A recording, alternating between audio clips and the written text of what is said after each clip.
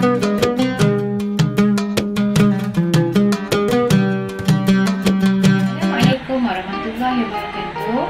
Di kesempatan ini, cikgu ingin mengucapkan Selamat Hari Raya Aidilfitri kepada semua guru, kaki tangan, ibu bapa serta murid-murid Sekolah Rendah Islam Al-Amin Kuala Terengganu yang dikasihi sekalian.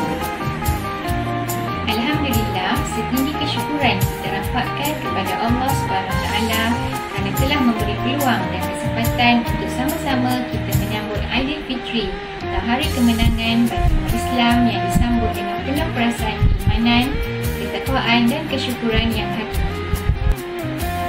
Semoga Ramadan yang baru dilalui akan membangunkan jiwa dan hati yang bertakwa kepada Allah SWT serta membentuk dan menjadikan kita insan yang memiliki hati dan fikiran yang tenang, sekaligus dapat mendidik kita untuk mencari penyelesaian menggunakan ilmu dan iman berbanding emosi. Di akhir kata, sama-sama kita berdoa agar tergolong dalam kalangan orang-orang yang bertakwa dan diterima segala amal baik kita. Selamat Hari Raya Aidilfitri, maaf zahir dan batin.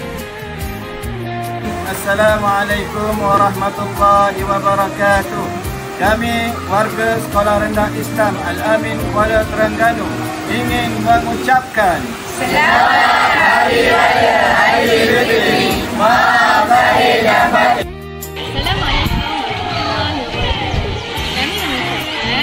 Selamat Hari Raya Aidilfitri, maaf zahir dan batin.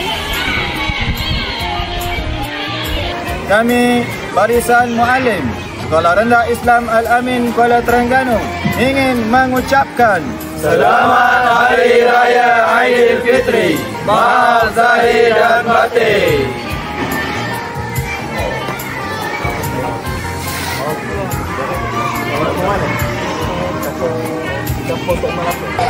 Kami mengucapkan Selamat Hari Raya Aidilfitri, maaf zahir dan batin. Selamat Hari Raya Aidilfitri, maaf zahir dan batin. Selamat Hari Raya, maaf zahir dan batin. Selamat Hari Raya Aidilfitri, maaf zahir dan batin.